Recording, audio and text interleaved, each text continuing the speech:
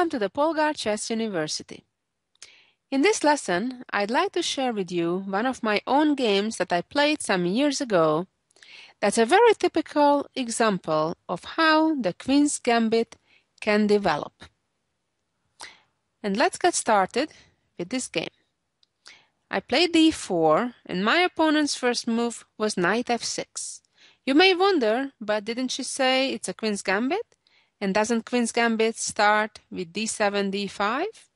Yes, that's very true, but at the same time, in many times in the opening, the same position, the same opening can arise from different move orders, and that's the case here. My opponent started with knight f6, c4, e6, knight c3, and only now played d7 to d5. On the other hand, now we have exactly transposed to a normal Queen's Gambit declined, which normally would start out by white first playing d4, black playing d5, then white playing c4, black playing e6, and then only the two knights coming out. But the end result is achieving exactly the same position. I followed up by playing knight f3. Right now, you may wonder, how come black did not capture this pawn on c4? Well, the reason is, while this is not a bad move, but it does not achieve any gain for black either. White would have numerous ways to gain that pawn back, either by moving the e-pawn up by 1 or 2 squares and opening up the bishop's diagonal to attack the pawn on c4, and black would not have any effective way to protect that pawn. The same would stand if white would play e4, or if white is in a real rush, could even give a check and then capture the pawn on c4 with their queen. Therefore, black would not be successful in keeping the pawn after capturing it on c4. Black continued with bishop to e7. And this is a crossroad where I had to make a decision where to develop my dark squared bishops. There are two very popular and I would say equally good ways. One is to move the bishop to g5 and the other to stop one move shorter on f4, which I chose in this game. You may wonder what's wrong with moving the bishop to e3 instead. Well, that would move the bishop to an unfortunate square because it would step right in front of the pawn on e2. And in turn, that would make it difficult to develop the bishop on f1. Therefore, moving the bishop to e3, even though it's a developing square and it's a square from where the bishop attacks another center square, namely on d4, it would not be an ideal square because it steps in front of the e2 pawn. Also, moving the bishop instead to d2 would not be a great idea because the bishop is pretty much almost as limited on d2 as it was on c1. The bishop only attacks squares right now along the c1 h6 diagonal. If you'll compare that with the bishop being developed to f4, you'll notice the bishop not only controls the squares along the c1 h6 diagonal, but in addition also the squares along the other diagonal h2 through b8. As you can see, the bishop is a whole lot more active on f4. My opponent responded a bit overcautiously by playing a6. It was safe for black instead to just castle. Perhaps my opponent was worried that I may start an immediate attack by playing knight to b5, attacking the c7 pawn a second time, and if that pawn would move up, then the knight could go to c7 and trap the rook in the corner. However, after knight to b5, black now can easily protect the pawn on c7, for example, by playing knight a6 or even the other knight back to e8. After either of those, the pawn on c7 is safe, and black would follow up by next playing c7 to c6, chasing the white knight back from b5. Therefore, in this position, castle was the correct move. My opponent played a6, and now I immediately played c5. This is a very important and typical moment for such and similar Queen's Gambit positions. c5 in itself gains space for white on the queen side and limits black's movements on that side of the board. However, typically white is in no rush playing c5 as long as black's pawn is back on a7. Let's go back for a moment and investigate this. If black would have castled and white would still play c5, black would have the opportunity to immediately play b6. As after pawn takes pawn, the a pawn would have the opportunity to recapture, opening the a file for the black rook that's already there on a8. And then black's plan would be to then next play c7 to c5 with certainly a reasonable position. In contrary to what happened in the game, where after black played a6 and white responded with c5, if now black would play b6, now it's a different ball game, because if white trades and the black pawn captures back, black did not have that opportunity to move a side pawn and a pawn towards the center to b6 and open up the a file.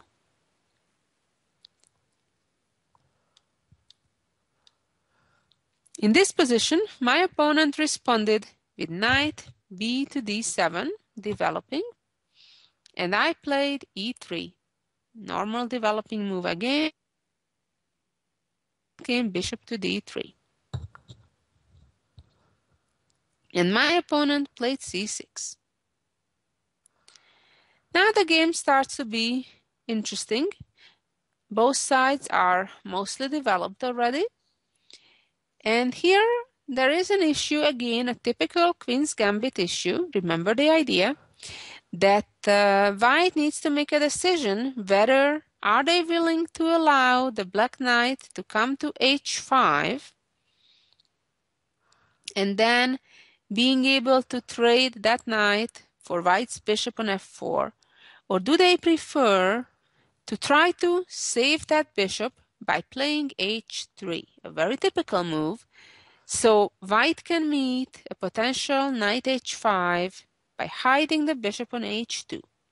Remember, the bishop is a long-range piece, and therefore the bishop is largely as effective from a distance here on from h2 as it would be from f4. In this case, certainly h3 was a reasonable move, but black may get decent counterplay right now after playing b6. And after pawn takes, queen takes, attacks the pawn on b2. And after rook b1, which protects the pawn, black would get to play c5.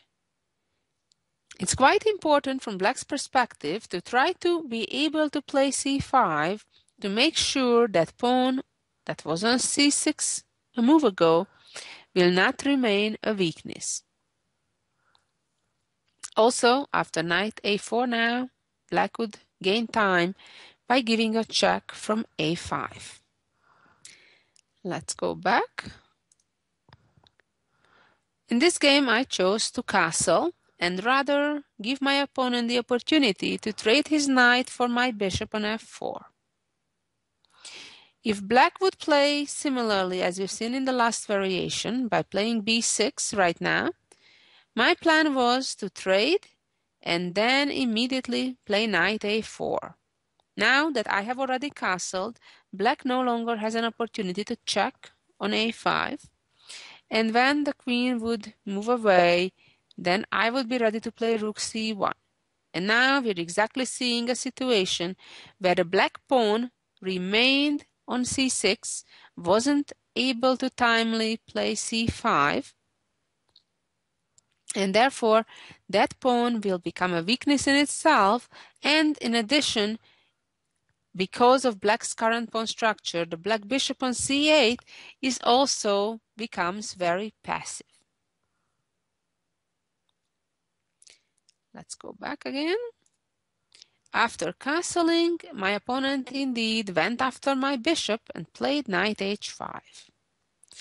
If you look carefully, the bishop is in a bind. It doesn't really have a safe square to move to without being at least exchanged. Naturally, moving to a square like d6 would not be a good idea, because after a trade, the white pawn would have hard time finding protection after it would be being attacked.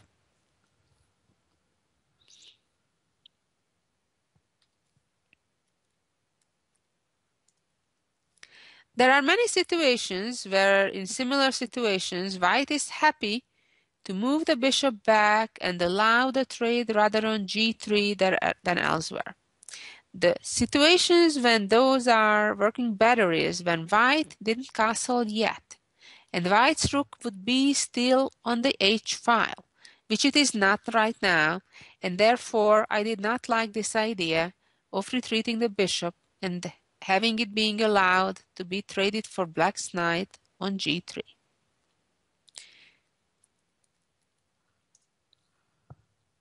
I decided rather to leave my bishop where it is and play knight e5. This is of course a tricky move, creating a discovery over the black knight on h5. My opponent traded, and I traded back with my pawn. Now it's true, on one hand I gave up my pair of bishops, and on the other hand I also created double pawns for myself on the f-file. Very true, generally not a good combination. This is an exception from the rules. Relating to having lost the pair of bishops, we have to notice that the position is rather closed in structure. There isn't much of likelihood of the position becoming open anytime soon with this blockaded pawn structure that we see right around the middle of the board. Relating the other issue, the double pawns, it's true that they are doubled, but on one hand, white has a potential to one day perhaps play f5 and exchange one of those f-pawns. And on the other hand, white also can try to use to his benefit, or her benefit in this case, to use the f4 pawn in helping, in aiding, in preventing black's advancement with e5, which could liberate black's worst piece, the bishop on c8. In this position, my opponent continued with queen e8. Before we go further on what happened in the game, let's talk a little bit about what would happen if black instead would trade knights on e5. Of course, the first thing to notice is that white has difficulty in recapturing with the pawn from d4, as that would lose the pawn on c5. But, luckily, we do have another pawn, the f-pawn, that can recapture on e5. And now, again, what we can see is a completely blocked up position in the middle, which in turn makes the black bishops very ineffective, especially the one on c8 that is locked up behind the chain of his own pawns. So here, white on one hand has space advantage, and on the other hand, white having a knight and a bishop is more effective than having two bishops because of the closed nature of the position. Therefore, black's best bet is to try to open up the position by playing f6. Then white could trade on f6, although f4 didn't look too bad either. Bishop f6. And now white can play rook e1, making sure black doesn't get to play e5 easily and safely. Now the catch is that if the black bishop captures on d4, white would be able to capture on h7 with a check and then play queen d4. What would happen now, even though white's d4 pawn is gone, it was an exchange of pair of pawns, but the dark squares are completely in white's control. So therefore, white would be able to achieve a very nice blockade by bringing a rook to e5 and then a second rook, and then trying to regroup the knight onto the king's side with an excellent position for white. Let's go back again.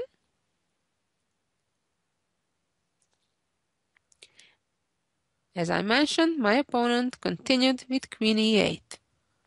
And my response was queen c2, trying to provoke a weakness in black's position by attacking the pawn on h7. My opponent responded with g6. As long as there would be dark squared bishops on the board, this would be a scary idea. However, considering that white no longer has a dark squared bishop, you rather want to actually weaken, so to say, the dark squares, as white does not have that colored bishop, to take advantage of it, rather than moving one of the other pawns that would weaken the light squares, a color that white still has. I played b4, and this is again a very typical idea in this opening, where white is trying to open a file on the queen side where they have space advantage. My opponent played f5, and I followed up by playing a4. White's space advantage is pretty clear, and now the plan is to play b5 real soon. My opponent traded knights, I took back and played bishop d7. And I felt it is action time. b5. If black ignores this pawn advancement, then white would have the opportunity to take on a6 and then on one hand go after the a6 pawn, which would be isolated at that point, or simply double up the rooks on the b file and enter black's position through that file. My opponent chose to capture on b5. I recaptured and played cb5. This probably speeds up the end for black. It was a bit better to rather let white make some more effort to create a weakness for black. After the pawn took on b5, all of a sudden black's position pretty much collapses, because after queen b3, I'm attacking the pawn on b5, which is likely to fall, and then immediately the second pawn behind on b7 will also be on a half-open file, easily accessible for white to attack. My opponent played bishop to c6 and came knight b5. Now the plan is to move in to d6 with the knight. It was a bit better perhaps to allow that rather than what happened, but even after queen d7 and knight d6 followed by rook f to b1, black would be in serious trouble.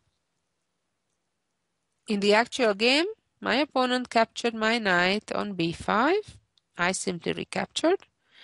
The queen moved away, and now there is a new weakness in black's position, as we'll see.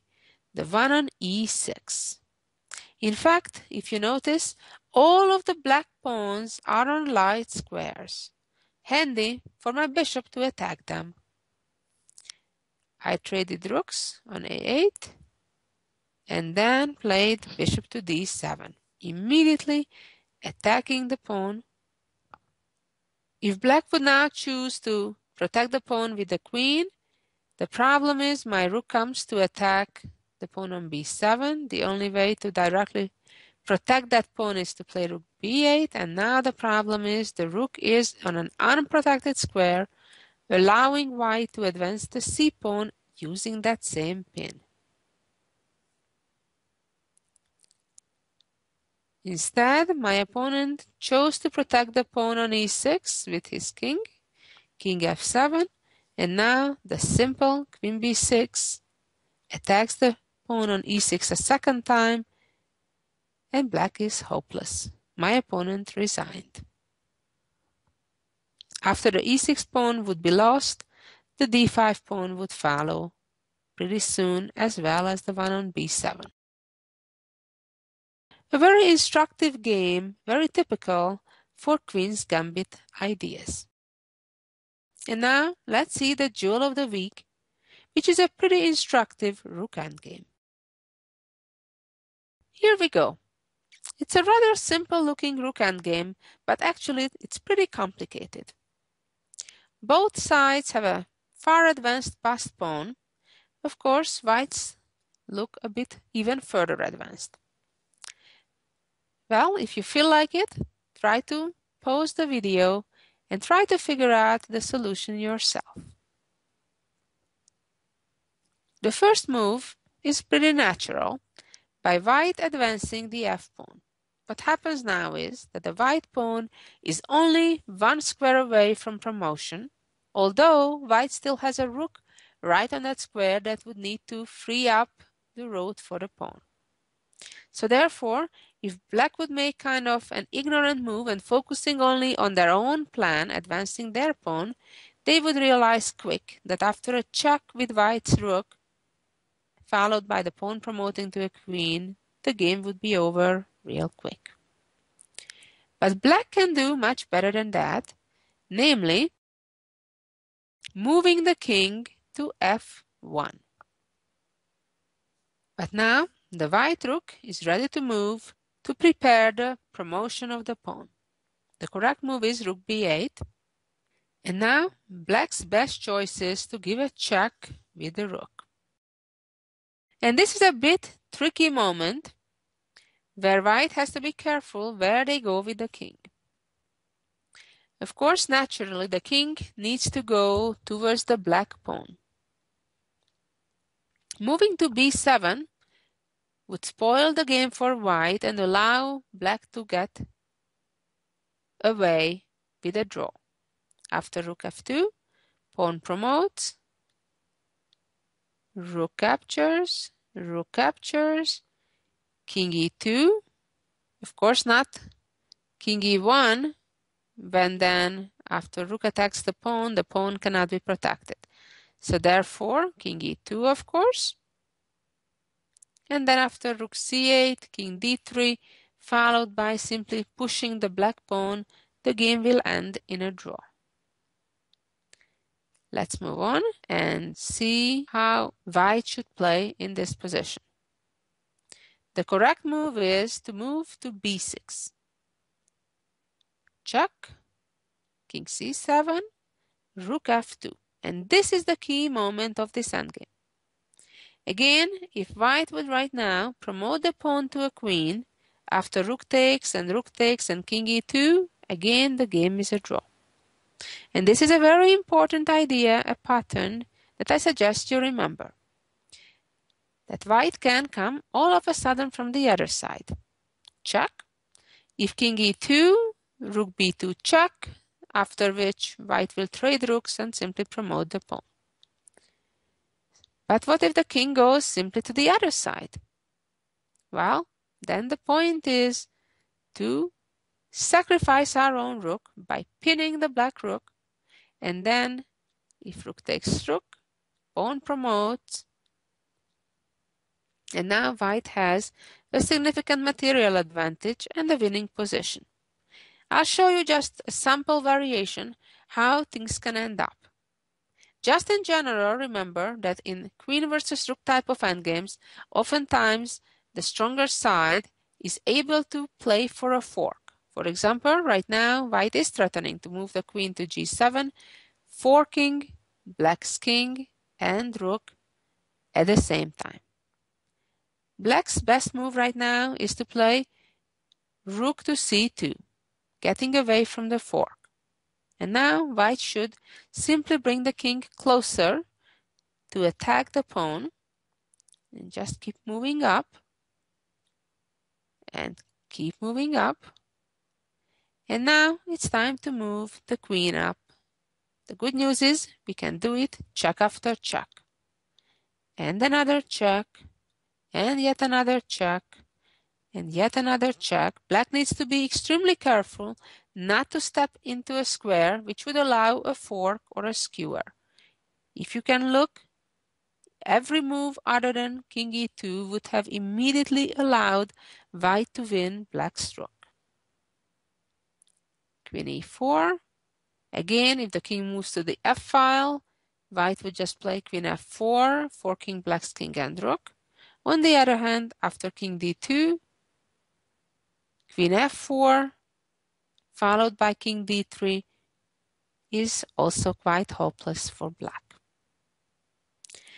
Well, I hope you enjoyed this lesson and learned some good ideas that you can use for your own games.